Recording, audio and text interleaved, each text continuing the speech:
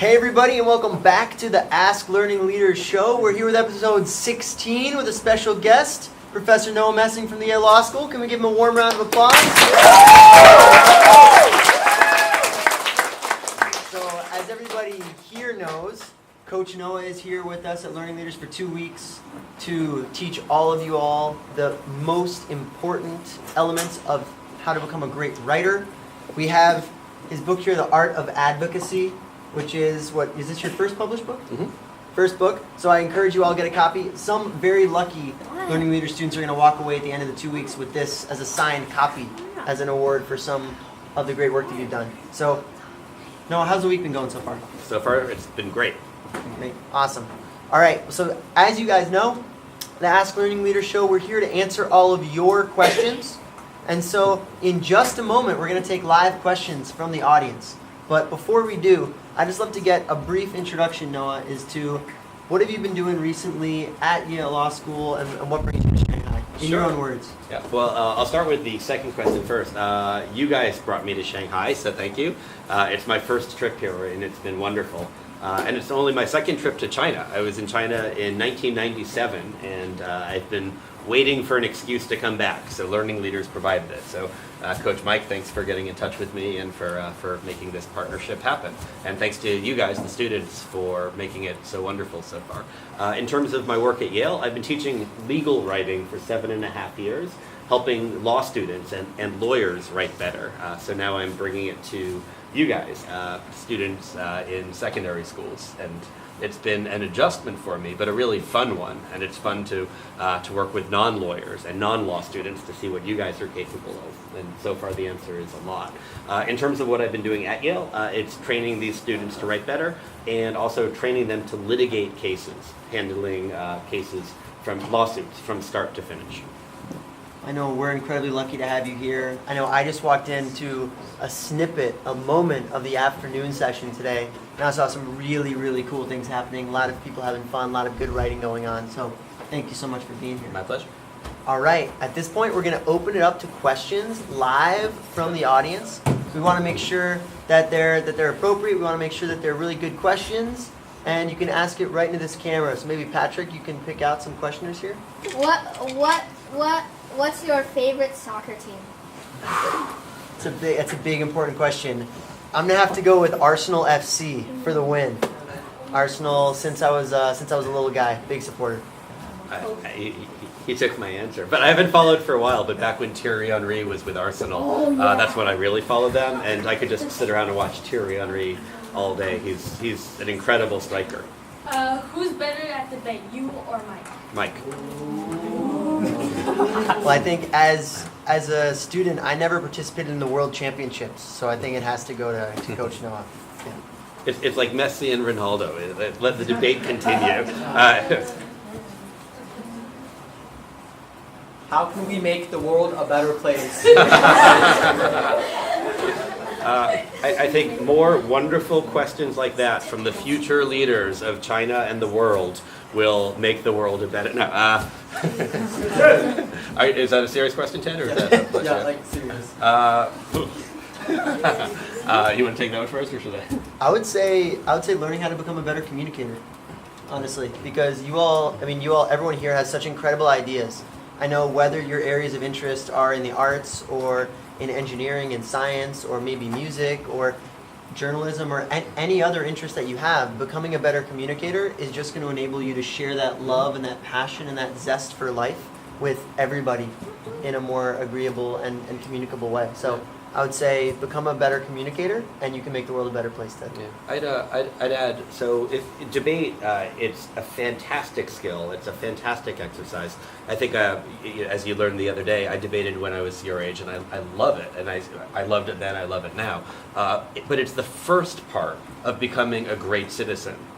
So what does it mean to become a great citizen? What are you doing? How do citizens improve the world? And a big part of it is wrestling with the major issues of the future, whether it's climate change or the economy or how to give people jobs or women's rights, whatever it is. If you're really going to, or providing health care, whatever it is, if you're really going to make the world a great place, you have to wrestle with these really tough choices and tough trade-offs.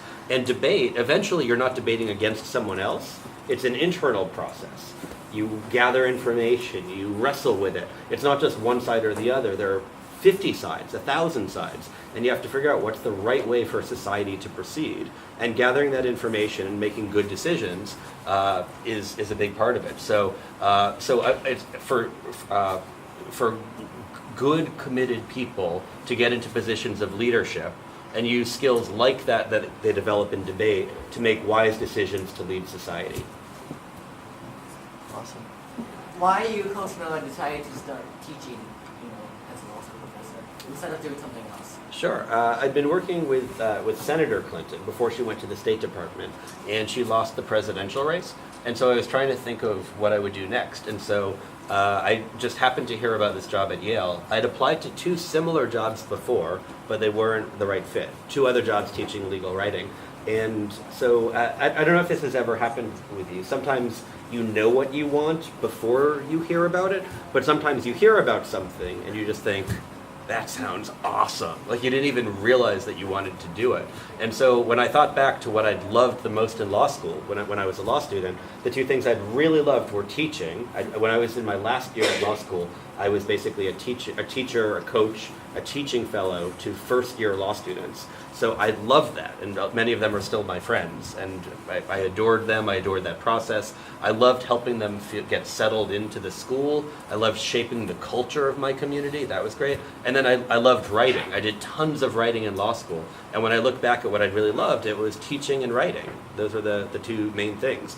And so when I heard about this job, that I was going to get paid, this is where I should probably ask Coach Patrick to turn off the camera so that no one at Yale hears this. But when I heard that I was going to get paid to teach writing, it was like, this is amazing. So No-brainer. it was a perfect fit. Messi or Ronaldo?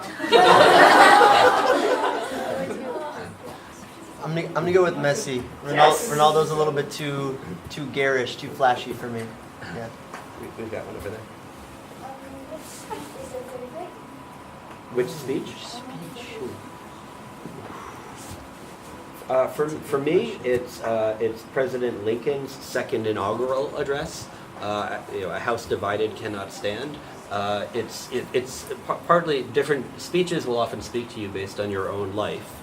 Sometimes it's based on other events, but in the United States, 2 of the great events or the great struggles. One is the fundamental existential battle about civil rights and slavery, and Lincoln's speech talks about that in the context of how can a house stand when it's divided between itself. And then the second one is the Civil War.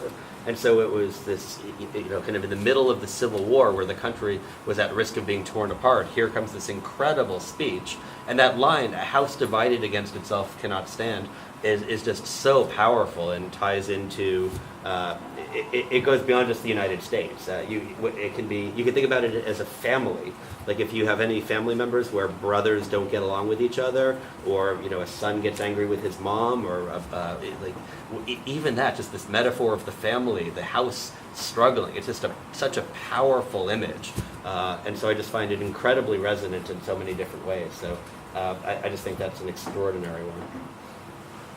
So, why have we never seen Mr. Mike or Coach Noah in an actual t-shirt, and we always see them in a tux or I don't think I've ordered a tuxedo yet, unless I just blacked out and completely forgot it. But I do wear, pants that I think are fairly nice. And then dress shirts with the sleeves rolled, because Shanghai's a little bit warm, just a little bit, and the sleeves rolled makes me more comfortable. But why no t-shirts? I wait until the weekends for that. I can't speak for Coach Mike. For him, I think it's that he's very stylish. I'm just trying to keep up with you. Any other questions? Any tips for applying to Yale? So the answer is yes. The obvious ones, I think we could agree: get good grades, do well on your tests. These are probably things you've heard before. And another big one is get to know your teachers and other folks, whether it's coaches at debate, but you want people who can really speak to how you'll do in a top environment. So think about it from the perspective of the university. You show up and they don't know your school, they don't know your teachers, They don't know what the grades mean if they see a grade. How competitive is the school? How good are the students? How do you stack up? So think about it. You know, I know a lot of you are soccer fans, so I'll use this analogy. Imagine that Real Madrid or Barcelona or Arsenal wants to know whether it should take a chance on somebody as a new player. Well, what would they do? They would want to call up a coach who had coached at the top levels and say, how good is this person? Can they fit in? Do they belong here? And if it's someone who's never coached above high school level, oh, she's the greatest player I've ever seen. Well, okay, but you've only coached at high school. Whereas if it's someone who's really been in the, played the part, been in that atmosphere, then it becomes more credible. And one other big one, which I think which I think you guys are doing, and which I think is really common now with Chinese who have been exposed to the West, is doing these great extracurricular activities, whether it's debate, speech, or other things. But it's basically adding a third dimension to you. There, as sad as it is to say, there are more smart people than there are spots at top U.S. colleges. So one of the questions is, what are you going to bring? What makes you unique? Or if not unique, at least what makes you special or different? What are the traits that you bring so that you're, almost as if, think of it almost like a greenhouse, and you want the most exciting and remarkable plants in the world in this greenhouse. So what makes you special? And it's not just being special for the sake of it, or that you can kind of market yourself as special. And I don't want you to, ideally you don't force it. It's not like you sit down and say, how do I be special? What can I do that's different? But just when there's something about you, whether, even if other kids tease it, even if teachers don't support it, if there's something where your inner voice says to you, this is who I am, this is what makes me me, this is something where I want to do it, this is what I want to spend my life on, pursue it. Though that little voice that this is something special about you, that will usually lead you to a special place. And relatedly, in college, in high school, you get rewarded for being pretty good at everything. As you move forward in the world, you get rewarded for being incredibly good at one or two things. Things get more and more specialized. So don't be shy about really sinking time and energy into your passion, whether it's debate, whether it's math, whether it's science, whether it's English, whether it's Chinese literature, whether it's writing novels, whether it's gymnastics, whatever it is. If there's something that you really love and you think, I want to do this for the rest of my life, the real world will actually support that fully, even if the generalist tendencies of school make it tempting to just focus or to spread your focus a little bit more. Amazing. That's incredible advice. So the final segment of every Ask Learning Leaders episode is the quotation of the day. And here we actually have a quotation from The Art of Advocacy. So in reading this book, I know I learned a ton about speaking to the audience. I learned probably the most about how to use and integrate evidence effectively into writing and speeches, because that's something I know I'm working on. But my favorite quotation from the book that we're going to have Noah here explain for all of us is that judges want to feel like they've dispensed justice. And I think there's an incredible amount that we can learn as debaters and as writers from that. So Noah, could you care to explain that a little bit more for us? Yeah, sure. I'll do it both in the context of law and in the context of debate. So in law, the law binds. Like if the law says it is illegal to bring a vehicle into a park, and somebody walks into a park with a toy car, have they brought a vehicle into the park? Yes. How many say yes? How many say no? Okay, so it's divided. Wow, it's almost like the statute is ambiguous. Like it could be read either way. Now let's say that it says you will get the death penalty if you bring a vehicle into a park. And a 6-year-old kid brings a toy car into the park. Does it feel just to put that child to death? No. Like, but half of you read the statute to say that that's illegal. Do you want to go to bed at night feeling like I put a child to death because I think a toy car technically qualifies as a vehicle? Like, that's just not what anyone wants to do. And it doesn't matter what culture you're in. It doesn't matter your age. It doesn't matter how intellectual you are. It doesn't matter whether you're more drawn to logos than pathos or ethos. whoever you are, there's something about that will just feel wrong to you. We have this visceral sense as humans that can't be right, and judges don't want to do that. And so for judges to appeal to them, you want them to feel like the conclusion they reach is a good one, a fair one, a sensible one that will produce good policy results, fair consequences. And so one of the challenges for you is not just to use pretty words, but also to think through, how do I get into my judge's head in a debate tournament?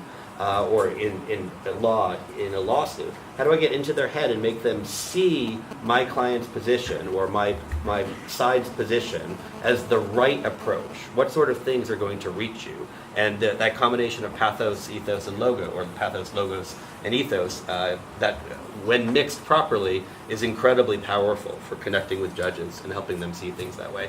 And then for debate judges, they too want to feel like they've done justice. So you present to them, and there are certain rules, there are certain scoring, certain types of scoring. But just as an example, ultimately they want to award the prize to the person they really thought was better. But the technical rules, it might be that they're supposed to award points based on a formula. So even though I think that this person was ultimately spectacular, that when I actually break down the scores, maybe someone else comes. And so part of your challenge is to realize judges want to do that.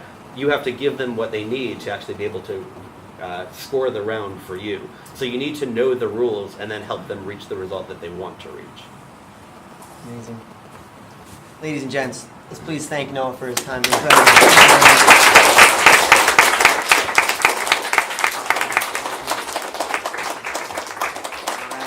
The book is The Art of Advocacy. You guys got to go pick it up now. All right. Thanks, thank you. All right, bye guys. See you tomorrow. All right. See you guys.